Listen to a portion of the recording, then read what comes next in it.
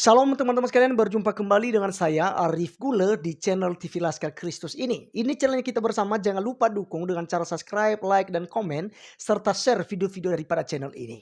Pada kesempatan kali ini teman-teman sekalian, kita akan mendengarkan sebuah diskusi keagamaan yang sedang dilangsungkan di YouTube ya, di live streaming, di mana teman-teman di situ ada mantan-mantan Islam, yaitu para murtadin teman-teman, di mana mereka ceritakan bagaimana mereka bisa masuk Kristen dan akhirnya dapat kita jawabannya teman-teman sekalian. Karena mereka ternyata membuat sebuah perbandingan antara Al-Quran dan juga Alkitab. Dan di kedua kitab ini tentu banyak sekali perbedaan. Contoh nih, silsilah daripada orang tua Yesus Kristus. Kalau Al-Quran menjelaskan bahwa ibu daripada Yesus adalah Maryam, saudara Harun dan Musa. Ya, sementara Maryam atau Maria ibu Yesus ini beda zaman dengan Maryam saudara Musa. Tetapi mereka gabungkan hal itu teman-teman sekalian. Kemudian perbedaan yang lain tentang silsilah ya, silsilah daripada Nabi Samuel. Di mana teman-teman kita kenal dalam Alkitab Nabi Samuel itu adalah anak dari Hana dan ayahnya Elkana. Ya, seorang Lewi, teman-teman ya. Nah, kemudian ceritanya hampir sama ketika Hana ya diejek-ejek oleh Penina, istri kedua daripada Elkana, maka Hana masuk ke bait Allah atau ke bait Allah ke Imam Eli dan saat itu dia meminta anak. Nah, menurut di Al-Qur'an bahwa yang diberikan kepada Hana itu bukan anak laki-laki karena sebenarnya dia minta anak laki-laki, tetapi Tuhan memberikan anak perempuan. Siapa namanya? Itulah Maryam ibunda Yesua Hamasya atau Isa Al-Masih menurut Al-Quran. Sementara teman-teman sekalian, menurut Alkitab, anak daripada Hana ketika dia minta dalam bait Tuhan, di bait Allah ketika Imam Eli menjadi imam, yang dimintanya adalah anak laki-laki dan Tuhan menjawab ya, diberikanlah anak laki-laki dan diberikan nama Samuel. Itu kita kenal sebagai Nabi Samuel. Nah, tanpa berlama-lama lagi teman-teman sekalian, mari kita melihat perbedaan-perbedaannya yang ada berikut ini. Sendiri. Di Islam bagaimana Tuhan mengajarkan bunuh, penggal, membenci, boleh berbohong, boleh mengata-ngatai. Di Kristen Pak, kata kafir itu hanya muncul 2 kali di Perjanjian Lama, yaitu orang yang menyembah ilah lain. Hanya itu. Tidak ada satupun nas di Alkitab yang mengatakan penggalah kepala kafir di mana kamu jumpai. Walaupun dikasih dalam kurung dalam perang, itu nas aslinya nggak ada kata-kata dalam perang, hanya kata-kata penggalah di mana kamu punya kesempatan. Ya, itu di tafsir Jalalain maupun Al-Tabari itu sama bunyinya. Jadi memang hanya boleh orang menyembah Allah. Itu konsep nomor 1. Makanya kenapa orang yang kafah, Islam yang kafah itu ya mau tahu siapa? Ya ISIS itu kafah Pak. Ya IM itu kafah. Betul. Wahabi itu kafah. Yap. Jadi Anda bisa lihat seperti apa mereka itu dari kekafahannya. Saya rasa kenal ya, Pak Abdul Ghafur pasti tahu arti kata kafah ya. Jadi kafah yang benar itu adalah seperti itu. Kalau orang-orang di Indonesia yang muslim-muslim ini belum Islam Pak. Kenapa? Belum menjalankan semua syariat. Belum. Contoh kecil aja Pak ya. Satu yang favorit yang saya sering bicarakan dengan umat muslim yang bingung, yang masih ragu, yang menjadi ragu karena ilmu pengetahuan kan berkembang Pak. Ya. Mana ada air mani, sperma itu dibuat dari tulang sulbi Pak. Semua dokter ketawa Pak. Iya betul. Dan saya ketawa, saya orang kesehatan Pak. Iya. perempuan itu di tulang dada. Bayangkan Pak, ya itu memang pengetahuan di abad ke-7 itu mungkin seperti itu. Sama seperti waktu itu orang nggak bisa membayangkan pesawat terbang, dianggap itu alien atau UFO atau apa. Tapi pengetahuan manusia itu berkembang, dan pengetahuan manusia yang berkembang itu ternyata kok sejalan dengan Alkitab. Sudah digambarkan di Alkitab, terutama di kitab Wahyu. Di Al-Quran nggak ada, tetap aja bumi terbelah.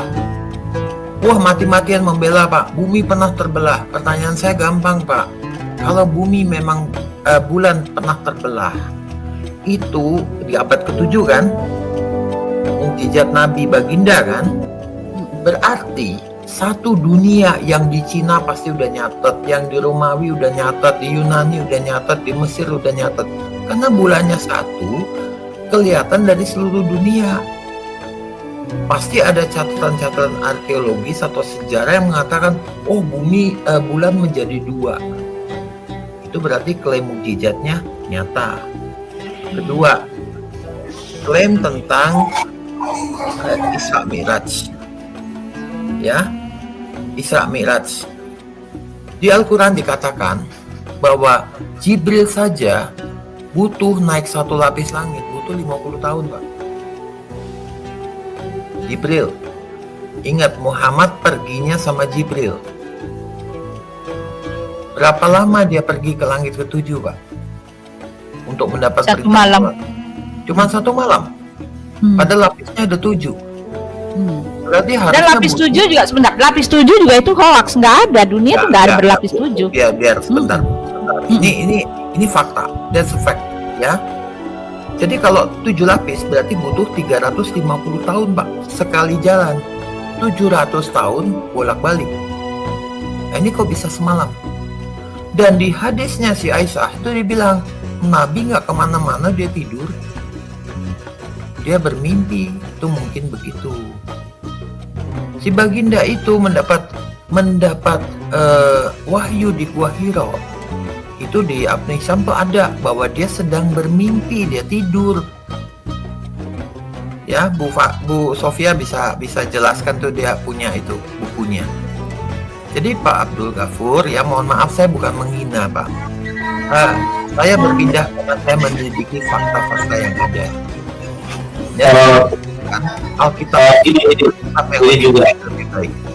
Ya, ini juga yang saya mau termasuk kebimbangan tuh juga begini tentang kasus-kasus yang terjadi di Indonesia, terutama semua manusia dan semua orang Indonesia khususnya itu tidak bisa tutup mata atas kejadian-kejadian yang terjadi belum lama ini, masih segar diingatan yang terjadi di daerah Sulawesi. Pemenggalan dalam ya itu Pak. Jadi maksud saya begini Pak, saya bertanya ke teman-teman, terus mereka bilang bahwa itu bukan dari bagian kita, bukan dari bagian umat Islam. Nah, saya sempat terpikir begini Pak, kalau toh memang itu bukan bagian dari kita, kenapa bukan mereka ini yang harus kita perangi? Kenapa kita mesti sibuk ngurusin agama orang lain? Betul Pak. Jadi gini Pak Abdul Ghafur ya. Saya berpikir begitu. Nah, Bapak kalau pernah dengar ceramahnya Ustadz Basamala tentang penyebaran Islam, cari di YouTube ada. Islam disebarkan dengan perang, itu betul katanya, memang betul. Jadi pertama tawarkan dulu masuk Islam, kalau menolak perangi, kalau perlu pancung, itu hukumnya begitu Pak. Jadi Pak, tahan dulu bicara Pak, tahan dulu bicara. Ya. Saya harus segera keluar karena percakapan ini tidak mungkin didengar oleh orang-orang sekitar saya. Selamat malam Pak. Sorry saya tinggalkan begitu saja. Ya. Saya takut Pak kedengaran ini sama orang-orang di lingkungan saya. Minta maaf Pak, saya keluar. Nanti saya tinggal nonton di HP saja. Ini Pak, privat saya aja nih Pak. Ini nomor saya, lihat di private chat Pak. Ya. Oh, dia pergi Bu. Nomornya Bu. Iya, itu juga kan begini. Ada kan juga di ada ayat juga itu kan di surah 9 ayat 20 berapa itu 29 kalau enggak salah ya. Disuruh perangi juga kita kan. Itu juga kan ada juga ayatnya. Jadi memang betul itu Pak Ustadz itu katakan itu tawarkan Islam dulu, atau nggak mau perangi. Nah itu ada ayatnya itu. Iya, Iya. betul Pak, betul. Nggak, kalau bicara soal sejarah juga memang sudah kronologis. Mau bilang apa? Dulu Iya. kan siapa si Rifa bilang Isa itu saudaranya Harun, Maryam saudaranya Harun itu karena kan manggilan saudara Harun itu kan nggak selalu memang betul-betul bersaudara. Itu kan artinya turunannya. Kalau bicara turunannya, Maryam bukan turunannya si Harun. Harun itu Lewi, Maryam itu apa gitu kan? Ini, Bu. Lalu akhirnya mereka saya jawab dia kan ada di dalam apa tuh kemarin tuh bilangan 26 ayat 59 kan telak banget. Ya kan karena di dalam surat dalam surat Ali Imran itu dikatakan Ali Imran 3 bahwa Maryam itu punya bapaknya namanya Ali Imran. Ya kan bapaknya Imran. Nah, sedangkan di dalam bilangan Imran itu adalah bapaknya dari Miriam, Harun dan Musa. Nah, yang begini nih nggak bisa lagi. Jelas di dalam kitab mereka mengatakan baru bahwa Maryam itu anaknya Imran. Imran itu di dalam Alkitab adalah Amran. Amran itu adalah bapaknya Musa, bapaknya Miriam, bapaknya Harun. Oleh sebab itu dia disebut Hai Maryam saudaranya Harun. Ya, memang dari Putih. situ mereka beranjak Putih. gitu loh. Putih. Iya. Masalahnya itu dari struktur pengajaran pedagogis dalam agama Islam sendiri, Bu. Jadi agama Islam itu mengajarkan bahwa nomor satu yang harus dipegang sebagai Muslim adalah bahwa Al-Quran adalah yang paling benar. Nomor dua, Al-Quran meluruskan semua kecacatan yang ada di kitab-kitab sebelumnya. Itu dua itu mereka pegang. Jadi kalau ada satu pandangan dari Bible atau dari Yahudi yang berbeda, mereka memaksakan pandangan Islam dalam Quran itu harus dimasukkan ke dalam Bible maupun di dalam Judaisme. Jadi kalau tidak Makanya, sama berarti dikatakan palsu. Itu memang polanya Makanya begitu. gini. Makanya kalau kita ngomong sama mereka, sama kaum saya dulu, kalau kita berbicara dengan sejarah, dengan teologi, sampai berbusa-busa pun mulut kita percuma Bu. Doktrin mereka sudah sangat kuat. Kita harus membalik dengan logika. Mereka kan berpikir dengan logika manusia, bukan logika iman. Mereka pakai logika manusia, bukan logika iman. Makanya saya bilang sama mereka, kalau Allah SWT itu maha adil, kenapa dia menurunkan ayat-ayat yang tidak adil? Kalau Allah SWT itu maha kasih, maha ampun, kenapa dia menurunkan ayat-ayat untuk memerangi orang lain yang juga ciptaan dia? Harus pakai logika gitu Bu. Harus kita balikkan logikanya ke situ. Kalau kita berbicara sama mereka dengan sejarah, data sejarah maupun teologi, percuma Bu, percuma. Pak Iya, Bagong, itu Pak. Siapa Pak? Pak Juma tadi malam. Pak Juma tadi malam kan debat sama saya. Sebentar. Pak Juma sama saya kan tadi malam debat sama saya kan. Saya bilang kan di dalam At-Taha itu kan dikatakan bahwa orang-orang kan minta bukti kepada Nabi gitu kan di sini kan, dan mereka berkata mengapa ia tidak membawa bukti kepada kami dan Tuhannya, dan apakah belum datang kepada mereka bukti yang nyata dari apa yang tersebut di dalam kitab-kitab terdahulu. Jadi Allah mengatakan bahwa sebentar ya. Jadi Allah mengatakan bahwa bukti yang terdapat di dalam kitabnya mereka itu buktinya bisa diambil dari kitab-kitab kita gitu. Lalu saya tanya sama Pak Juma, ya buktinya memang Daud memang ada gitu kan, Musa memang ada di tempat kami, tetapi bagaimana dengan Khidir, saya bilang kan, Su'eb gitu kan, Zulkarnain, si Fulan gitu kan, di mana dia sejarahnya, di mana yang mencatat mereka itu pernah ada. Wah, dia muter-muter. Iya kan, muter-muter, malah dia marahin saya, dia bilang katanya bukan berarti saya punya salah gitu, dia bilang gitu. Ya, Pak Bagong, ingat nggak surah berapa itu yang tentang pembagian hak waris? Ingat nggak? Ya itu kan sama sekali nggak adil. Nah, bukan hanya nggak adil Pak, itu kalau dihitung Pak, itu nggak 100% Pak, lebih. Jadi Allahnya itu nggak bisa ngitung. Makanya gini. Coba aja. Makanya kalau masih punya. Iya, kita pernah lihat sama Pak Pampara itu Pak. Coba Pak, saya pengen tahu. Saya Gimana bilang Kak? Kita sapa dulu nih, ada Ibu 100% Sofiatul. saya, Selamat Pak. malam Ibu Sofiatul. Ada Pak Prince of God. Pak Prince of God, selamat malam. Ada Saint Moses, selamat malam. Silakan bicara langsung ya. Saya nggak atur-atur ya. Silakan bicara. Pak Westerling juga selamat malam buat yang baru masuk. Ya, silakan lanjut. Makanya kalau bicara sama kaum saya dulu, percuma kalau kita berbicara tentang sejarah, tentang teologi, percuma. Mereka tuh udah batu, di otak mereka udah batu hitam. Makanya harus kita balikkan logika. Mereka kan pakai logika manusia Takut masuk yang tidak neraka, percaya Pak. bahwa Allah bisa. Mereka Bukan takut gini, masuk mereka kan tidak neraka. percaya Allah karena mereka dari doktrin Allah itu tidak bisa diserupakan. Makanya mereka tidak percaya kalau Allah bisa berubah wujud menjadi manusia. Mereka nggak percaya, padahal mereka yakin Allah itu maha kuasa. Makanya tadi kan Pak Abdul Ghafur langsung terdiam ketika saya ada kesepakatan, oke, Allah SWT maha adil, iya maha adil. Nah pertanyaannya, kalau Allah SWT maha adil, kenapa dia menurunkan ayat-ayat yang tidak adil? Kalau dia Allah maha kasih, kenapa dia menurunkan ayat memerangi orang lain?